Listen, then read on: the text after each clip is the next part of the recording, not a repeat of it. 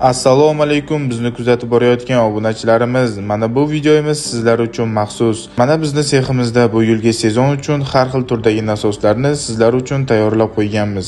Bizning seximizda alohida nasoslarni va alohida elektromotorlarni ham topishingiz mumkin.